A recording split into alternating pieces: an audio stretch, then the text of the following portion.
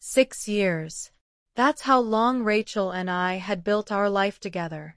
No wedding bands, no vows, just a shared existence that looked and felt like marriage. We split bills, managed a savings account together, but the house? That was under my name. It was a Thursday morning. I was halfway through brewing a pot of coffee when she leaned against the counter and said, "I think I need some time apart." I didn't respond right away. I turned to face her slowly. "Time apart," I echoed. She crossed her arms and nodded, like she'd been rehearsing this moment. "Yeah. I don't know. I feel like I've lost myself. I need to find out who I am again." I didn't raise my voice. That's not my way. I've always believed the most revealing things are said in silence. "Okay," I said calmly. She blinked. "Wait, seriously? If space is what you need, take it. But that journey isn't happening in this house." She stared at me, caught off guard. "Griffin, come on. That's it. You're not even going to try to talk this through. This wasn't a discussion. You came here with your mind made up. I'm just stepping aside." She stood there, probably expecting me to chase after her, argue, beg. But I didn't budge. 15 minutes later, she was tossing clothes into a duffel and heading down the hallway. I never asked where she planned to go. At the front door, she paused. Maybe she was hoping I'd stop her. Maybe she thought I'd cry, plead, throw some dramatic last-minute save into the mix. Instead, I opened the door. "Take care, Rachel." She walked out in silence. The next morning, I stuck to my routine. Up by 6, coffee, gym, back home to catch up on emails. Her absence didn't leave some gaping hole in my world, it just meant one less thing to worry about. On Saturday, my sister Sarah called. "She really left?" "She did. And you're just okay?" I stared out the window. What's there to panic over? She didn't answer. She knew me. I don't plead. I don't do theatrics. That same weekend, John, my childhood buddy, dropped by. We sat outside, mostly in silence. He watched me closely, probably expecting something to break through. "You holding up all right?" he finally asked. "I am." He didn't seem convinced. Pushed a little, thinking maybe I was pretending. So I told him the truth, plain and clear. Rachel asked for distance, and I respected that. I wasn't going to chase someone who wasn't sure about staying. John leaned back, nodded. No big speeches, just quiet understanding. Sometimes, I'd still glance at her side of the bed without thinking.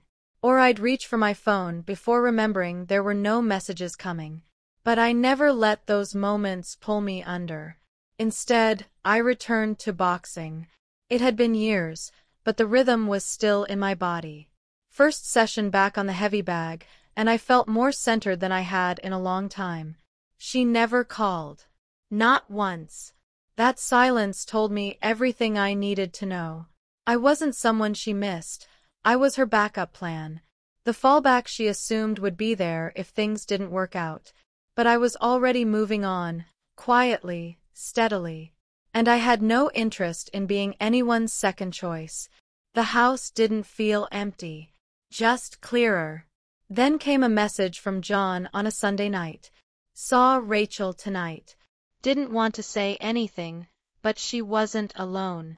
I stared at the text for a while before calling him. He'd run into her at some rooftop bar downtown. She was with another guy.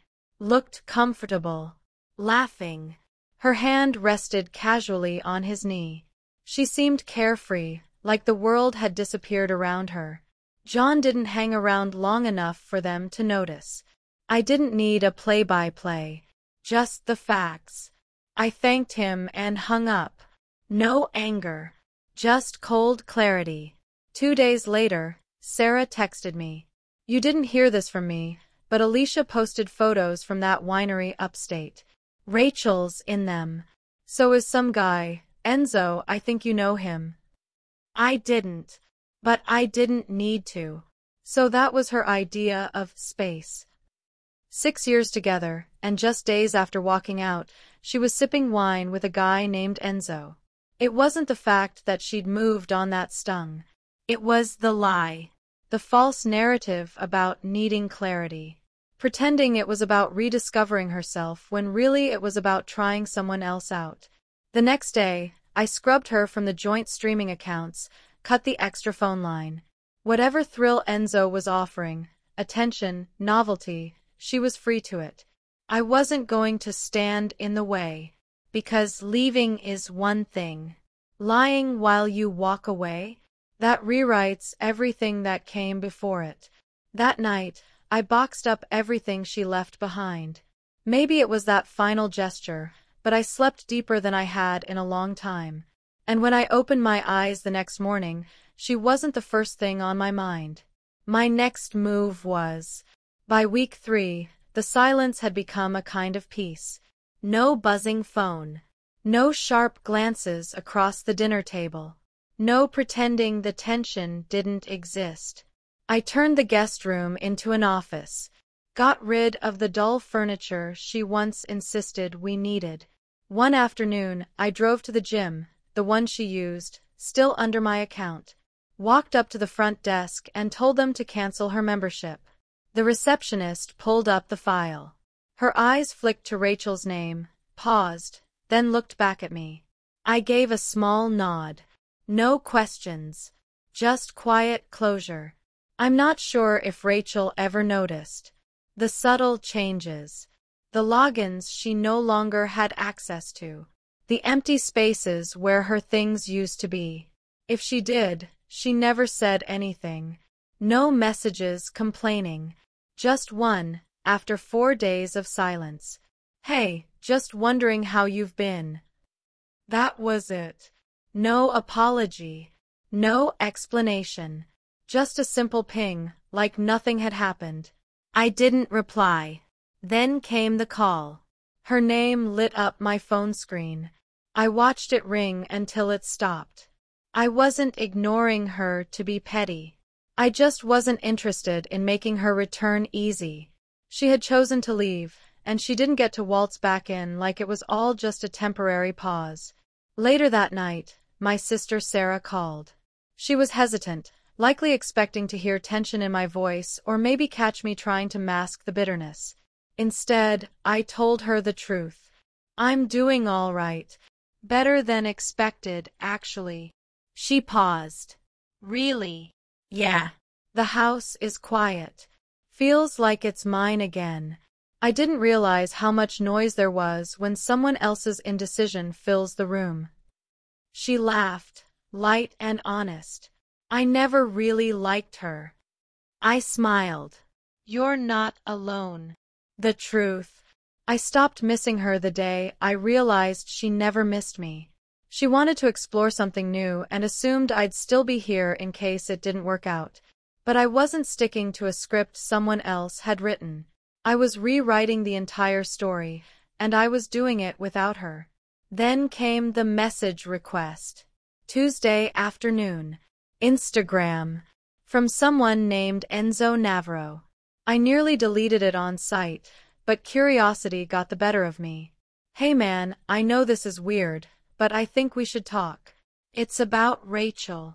I stared at the message for a long while, then typed one word. Why? His reply came fast.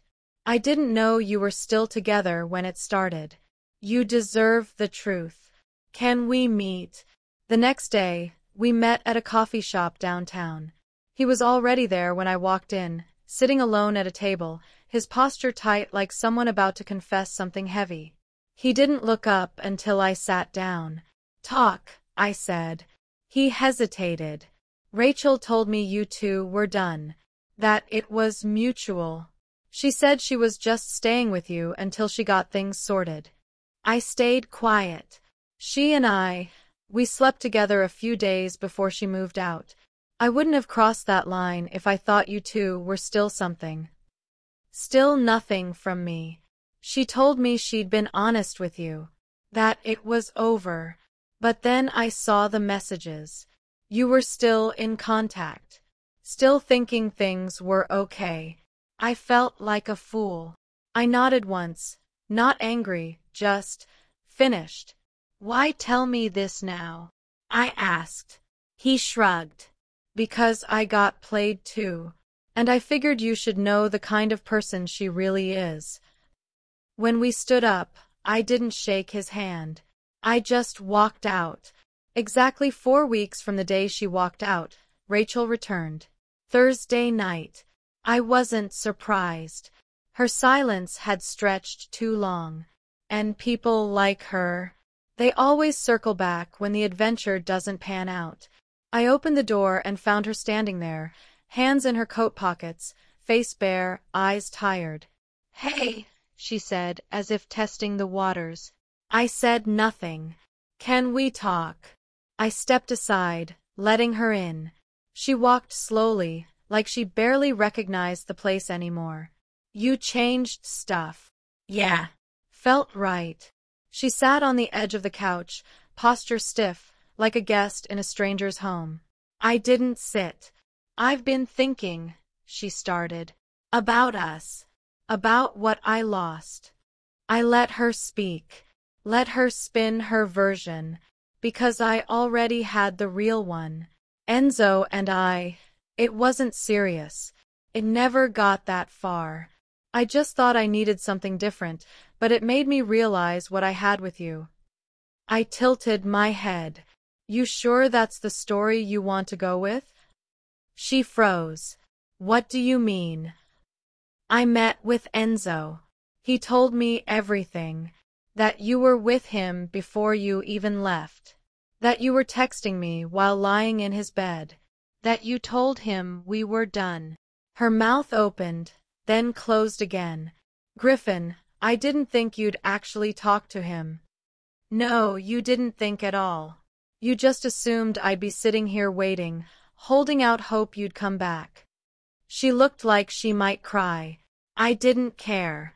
You didn't just lie to me. You played both of us. She dropped her gaze, the weight of it finally sinking in. Whatever script she'd rehearsed was useless now. I didn't leave because I stopped loving you, she whispered. I just needed clarity. Clarity doesn't usually involve winery weekends with someone else, I said. It wasn't like that. Rachel, you don't have to lie anymore. You made a choice. She leaned forward, voice cracking. I didn't know it would feel this empty without you. I watched her closely, then asked the only question that mattered. If Enzo hadn't walked away, would you still be here right now? She said nothing. That silence was all I needed. I'm not angry, I said. And you don't owe me an explanation. But I also don't owe you a second chance. Her voice trembled. I know I messed up. I know I hurt you. But I was confused, Griffin. I needed space. I made a mistake. I left the room, walked down the hallway, opened the closet, and pulled out a small cardboard box. Inside were the things she'd left behind. I placed it in front of her. I figured you'd come back for this. She looked at the box, then up at me. So that's it. Yeah, I said. That's it. You're not even going to listen to what I have to say? I did. And all I heard was someone trying to backtrack through a door they slammed shut. Her eyes filled. I thought you'd understand. I do, I replied. You thought I'd still be here. She didn't argue, didn't beg, just nodded slowly, picked up the box, and headed to the door. Before leaving, she turned back once. I hope you can forgive me. I already did, I said. That's why you're not coming back. She left without another word. In the days that followed, she tried again. Missed calls, messages, one email titled, "Please just read this." I didn't. She was still clinging to some fantasy where I'd pretend none of it happened.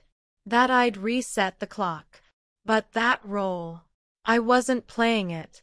I closed our joint savings account a few days later. My share had already been moved when she left. The rest, I left untouched. It was hers now. Sarah called not long after. Hey, heard Rachel's been bouncing around. Enzo cut things off weeks ago. She's staying with her cousin. You okay? I'm better than okay, I told her. And I was. Work was steady. My focus was sharp again. I wasn't waiting. I was building. Rachel showed up one last time, early evening. I saw her through the door camera, standing there holding a letter. She didn't knock. Just stood there for a bit before sliding it into the mailbox and walking away. I never opened it. I already knew what it said. Knew the tone. Knew the apologies. Knew the regret. But I wasn't interested in recycled explanations. Whatever future she thought she'd circle back to, it no longer existed. People don't tell you what closure really looks like. They talk about healing and heart-to-hearts and moving on together. But sometimes, closure is just silence. A locked door. A goodbye with no punctuation. Rachel went looking for something better. Maybe she thought she'd come back and find me unchanged, waiting like a paused video. But I wasn't waiting. I was moving. And I'd already rebuilt. No resentment. No hatred. Just peace. If she ever wonders why I never answered again, the reason's simple. Some people leave to find better.